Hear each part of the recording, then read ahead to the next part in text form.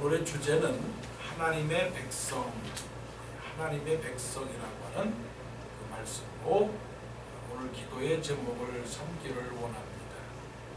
이 나라에는 백성들이 있습니다. 우리는 또 한국 사람이요, 또 우리는 미국에서 살고 있는 미국의 백성입니다. 우리는 두 가지의 시민권을 갖고 있습니다. 하나는 이 땅의 시민권을 가지고 있고, 또 하나는 하나님 나라의 시민권을 가지고 있습니다. 땅의 백성, 하늘의 백성. 땅의 백성은 어떻게 살아가느냐? 땅의 백성은 사망 가운데 살아갑니다. 하늘의 백성은 생명 가운데 살아가게 됩니다. 사도 베드로가 터져 있는 그런 하나님의 그 백성들에게 주시는 귀한 말씀, 이 말씀은 어떤 말씀이냐? 곧 하나님께 영광을 돌리는 삶을 살아야 된다라고 12절에 그렇게 말씀을 하십니다. 하나님께 영광. 자, 우리의 삶의 목적이 무엇이냐? 하나님께 영광입니다. 하나님께 영광은 하나님께 기쁨이요, 하나님의 날마다의 찬송이요, 하나님을 인정하고 하나님을 긍정하고 또 하나님을 신하는 것입니다. 오직 모든 일들은 시작부터 끝까지 다 하나님이 하시는 일이고, 또 우리는 하나님께서 행하시는 일들을 순종하며 나아가는 것입니다. 최고로 높은 곳에 두는 것이 하나님께 영광을 돌리는 것이죠. 그래서 칭찬과 박수와 그리고 존경과 대접과 예배와 모든 고백, 이런 것들은 하나님에게로 돌리는 것입니다. 하나님께 영광을 돌리는 그런 백성들은 그러면 어떤 백성들이냐? 이 9절에 이렇게 말씀을 합니다. 하나님께 영광을 돌리는 백성은 택하신 족속이요, 또 왕같은 제사장들이요, 그의 거룩한 나라요, 또 그의 소유된 백성이니. 백성. 그러면서 뒤에 나오는 것은 그의 기이한 빛에 들어가게 하신 자의 아름다운 덕을 선전하게 하려 하십니다. 자, 덕을 선전하게 하려 합니다. 선전한다는 것은 전파한다 하는 겁니다. 나타낸다, 드러내게 한다, 알리게 한다, 가르친다, 선포한다, 전도한다, 그런 것입니다. 숨은 것들이라고 하는 것은 드러내야 됩니다. 하나님을 아는 사람들이 있지만, 그러나 이 세상에 하나님을 아는 사람은 아직 많이 있습니다. 추수할 때가 되었기 때문에 추수할 일꾼들을 보내어 주소서라고 하는 것처럼 우리는 하나님의 이름을 알려야 됩니다. 자, 우리가 어떻게 살아가야 될까요? 하나님의 이름을 선전한다라고 했는데, 선전한다라고 하는 것은 사실 자랑한다라고 하는 것입니다. 자랑한다. 자부심을 갖는 겁니다. 여러분, 신앙인의 자부심이 뭡니까? 신앙인의 자부심은 하나님은 전능하신 하나님, 우리 하나님은 도우시는 하나님, 우리 하나님은 지혜로운 하나님, 그런 하나님에 대한 자부심을 갖는 것이 믿음입니다. 믿음이라고 하는 것은 담대함이죠. 우리가 하나님을 믿을 때 담대함을 갖는 겁니다. 담대함이 없으면 우리는 그것은 믿음이 아닙니다. 자, 어느 누구를 우리가 자랑한다고 해보십시다. 내 아들을 자랑하고 내 친구를 자랑하고 또 나의 가족을 자랑하고 그리고 또한 나의 모든 것을 자랑한다고 해보세요. 그 자랑에는 담대함이 있습니다. 전혀 부끄러워하지 않습니다. 혹시 하나님을 부끄러워하십니까? 예수 믿는 것을 부끄러워하십니까? 또 복음을 부끄러워하십니까? 이 산다는 그 자체도 부끄러워하십니까? 그런 것은 하나님의 자손들이 해야 할 일이 아닙니다. 그렇기 때문에 우리는 어두운 데서 불러내어서 그의 기이한 빛에 들어가게 하신 자의 아름다움을 선전하게 하려 함이라고 했던 그 하나님의 분명한 그 목적을 우리는 이루어야 됩니다. 그래서 날마다 하나님과 동행하면서 하나님을 드러내고 하나님을 나타내야 되는 것이 우리의 본분입니다. 자, 우리의 본분을 네 가지로 말합니다. 너희는 택하신 족속이다. 왕같은 제사장들이다. 그의 거룩한 나라다. 그의 소유된 백성이다. 네 가지 신분에 대해서 우리는 분명히 알아야 되는 것이죠. 택하신 족속, 여기서 가장 중요한 것은 택하였다라고 합니다. 택하였다. 자, 모든 것은 하나님으로부터 시작된 겁니다. 너희가 나를 택한 것이 아니고 내가 너희를 택하여 세웠나니 이는 너희로 과실을 많이 맺게 하여. 하나님께서 우리를 택하여 주셨다는 겁니다. 우리가 하나님을 알았습니까? 아닙니다. 하나님께서 우리를 알았습니다. 하나님께서 우리를 사랑해서 우리의 마음에 성령을 주셨습니다. 성령은 만질 수도 없고 볼 수도 없고 또한 우리가 알 수도 없지만, 그러나 하나님의 성령이 우리 마음속에 들어와서 우리로 하여금 하나님을 아는 눈을 열게 하고 하나님을 믿는 믿음을 허락해 주셨습니다. 그렇기 때문에 이 믿음은 바깥으로 이렇게 그림같이 보여줄 수 있는 것이 아니라 이 믿음은 우리의 마음속에 머물러 있는 것이 우리의 믿음이다 하는 겁니다. 하나님께서 우리를 택하여 주셨습니다. 만인 중에 택하여 주셨습니다. 이 택함에 대한 축복을 우리가 깨달아야 됩니다. 택함의 축복이라고 하는 것은 다른 것이 아닙니다. 썩어지는 가운데에 썩지 아니할 영생을 허락해 주신 그 은혜가 감사하다는 것입니다. 우리가 흔히 하는 말이 있지 않습니까? 자, 두 사람이 물에 빠지면 누가 누구를 먼저 건져낼 것이냐? 그런 질문을 하지 않습니까? 자, 세상에 많은 사람들이 다 사망길에서 빠져 죽습니다. 그런데 구조선이 옵니다. 구조선이 와서 건져줍니다. 그 건져주는데 누가 건져주느냐? 하나님께서 우리를 건져주셨다는 겁니다. 모든 사람들은 멸망합니다. 모든 사람들은 죽습니다. 그런데 예수 그리스도를 통해서 예수 그리스도의 구조선이 우리에게 오셔서 우리를 보내주셨다는 겁니다. 그러면 이 택하신 것은 우리가 얼굴이 예뻐서요, 우리가 사는 것이 참 아름다워서요, 우리가 많이 가져서요, 우리의 행위가 선해서요, 그런 것이 아니라 하나님께서 우리를 그냥 불러주셨다. 그냥 택하여 주셨다. 그래서 사도 베드로는 그 자신을 알았습니다. 그래서 사도 바울이 늘 고백하는 것은 우리를 구속하신 것은 은이나 금같이 아름다운 보배로운 것으로 얻은 것이 아니요 하나님의 은혜로 된 것이다라고 사도 베드로가 고백하는 것은 자기 자신이 자격이 아무것도 없음에도 불구하고 그렇게 사도로 부르심을 받아서 하나님의 일을 감당하게 했다라고 하는 그런 은혜에 대한 고백이 바로 사도 베드로의 고백입니다. 그래서 이 택하신 것에 대한 사도 베드로의 고백이 있었던 것이죠. 그 다음에 왕 같은 제사장들입니다. 여기서 두 가지 단어가 있지요. 하나는 왕이고 하나는 제사장입니다. 사실 더 중요한 것은 제사장이지요. 근데 제사장인데 어떤 제사장입니까? 왕 같은 제사장들입니다. 우리는 왕처럼 살아야 되고 우리는 제사장처럼 살아야 되는 것입니다. 왕은요 권세요 권력이요 그리고 통치입니다. 그리고 제사장은 화해와 화평과 평화를 이룬 겁니다. 그래서 이것을 한 단어로 말한다면 평화의 왕으로 우리가 살아야 되는 것입니다. 왕이 담대하지 못하고 왕이 자부심이 없고 왕이 능력이 없고 그러면 아무런 힘이 되지 못하는 것이죠. 우리는 이 땅에 평화를 심어야 됩니다. 서로 화해를 만들어야 됩니다.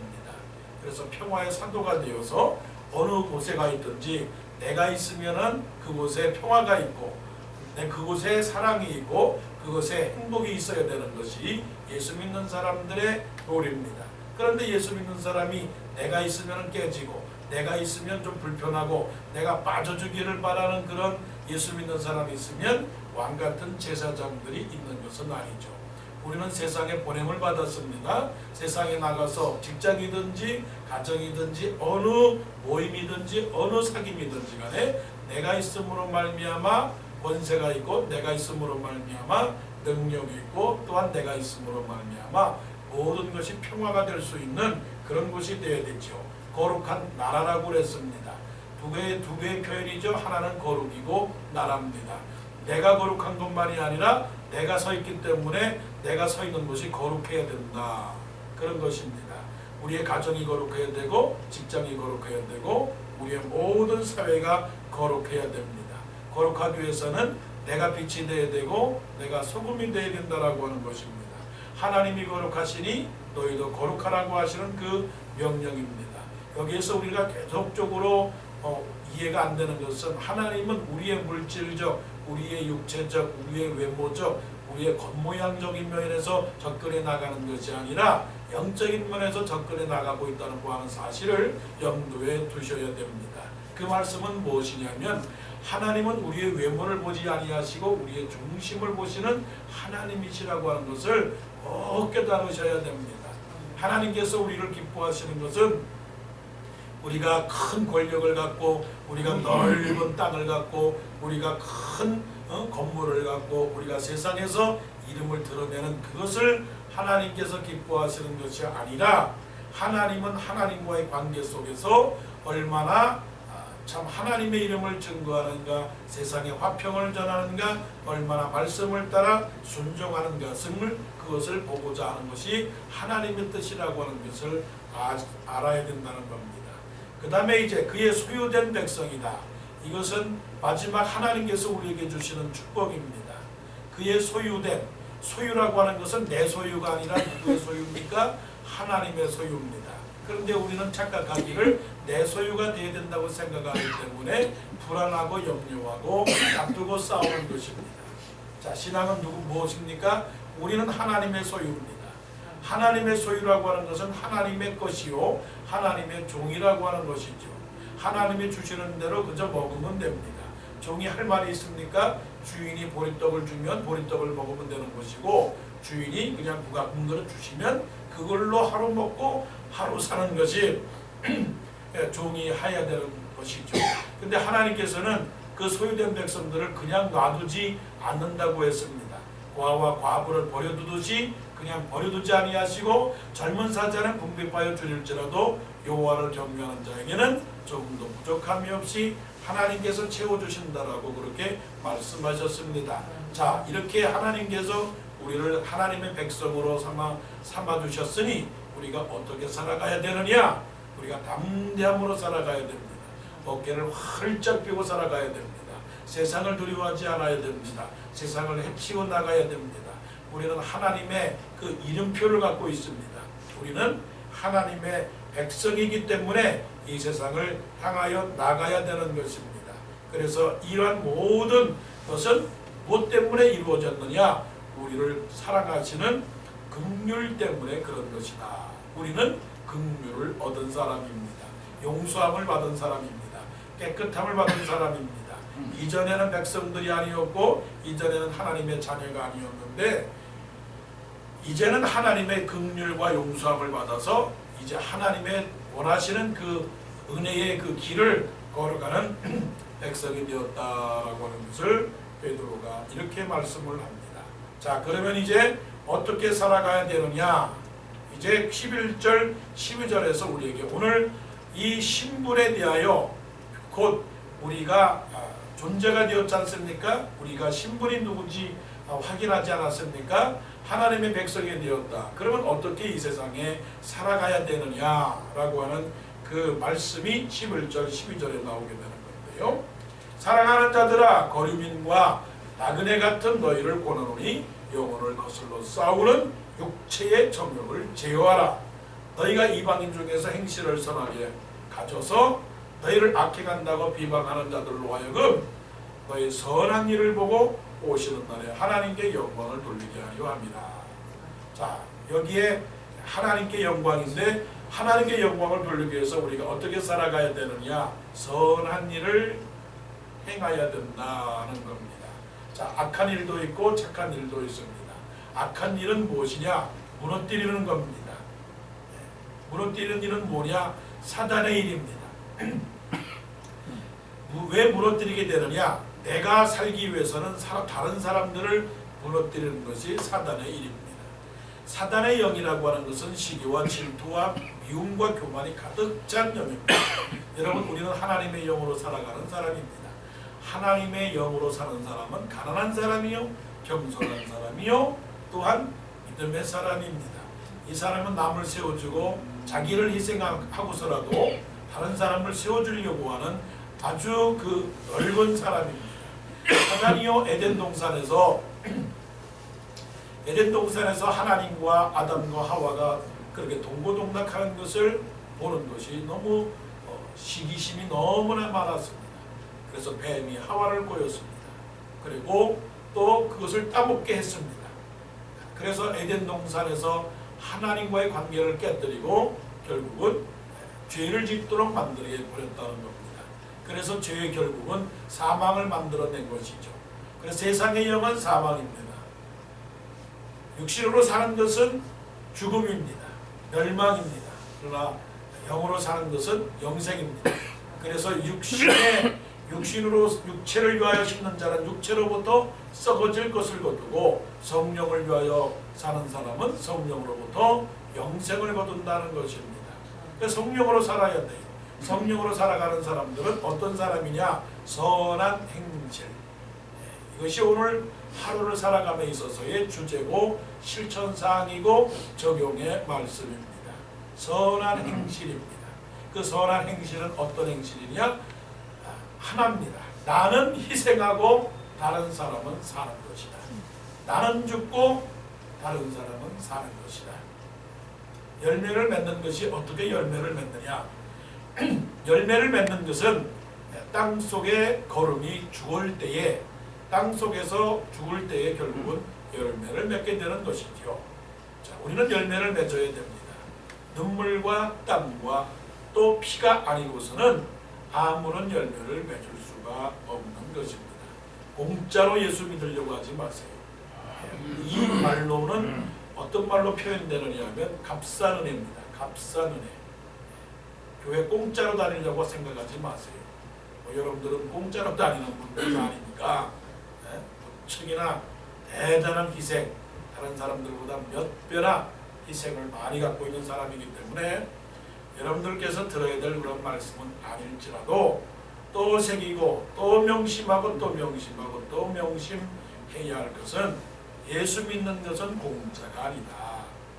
물론 공짜로 예수 믿었지만 그러나 공짜로 사는 것은 아니다.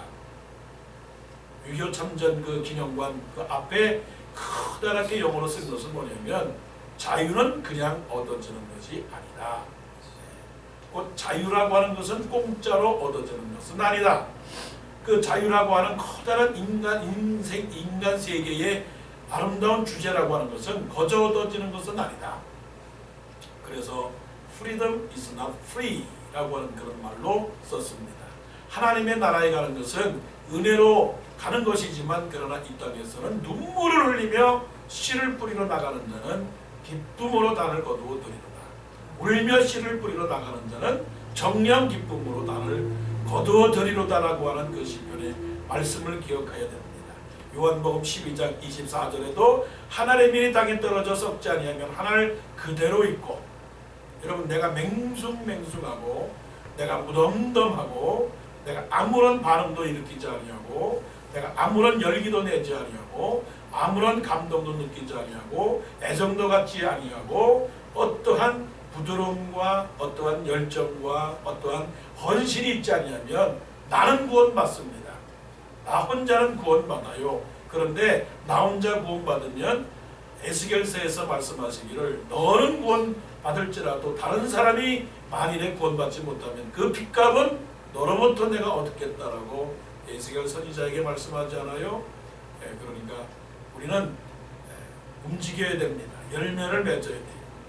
나 혼자만의 구원이 아니라 결국 모든 사람의 구원을 위해서 우리는 눈물을 흘리고 또 땀을 흘리고 피를 흘리는 희생이 있어야 돼요. 그래서 공짜로 하면 안 돼요. 목표를 정해야 돼요. 삶의 실천상을 정해야 돼요. 오늘 기도의 제목이 되기를 바라요. 하나님 나에게 수고의 눈물과 피와 땀을 흘릴 수 있도록 도와주시고 공짜로 그냥 예수 믿지 않게 하여 주옵소서. 무임승차 돈 안 내고 공짜로 차 타르지 말게 하여 주시고 비싼 값을 주고서라도 내가 하나님 나라에 갔을 때에 너 뭐 했느냐, 네가 한 것을 내보라고 했을 때 부끄럽게 나만 혼자 그냥 가만히 갖고 있는 한 달란트만 보여주는 그런 게으른 사람이 아니라 땀을 흘려 수고하고 이래서 5달란트를 남겼나이다 2달란트를 남겼나이다 그렇게 보여드렸을 때에 하나님으로부터 참 큰 칭찬이 있어서 그래서 너의 선한 일을 보고 오시는 날에 하나님께 영광을 돌리게 하려 합니다. 주인이 우리를 보시고 그래 수고했다 착하고 충성된 종이라고 인정을 받는 하나님의 거룩한 백성들 하나님의 시민권자들 다 되기를 간절히 원합니다. 기도드리겠습니다.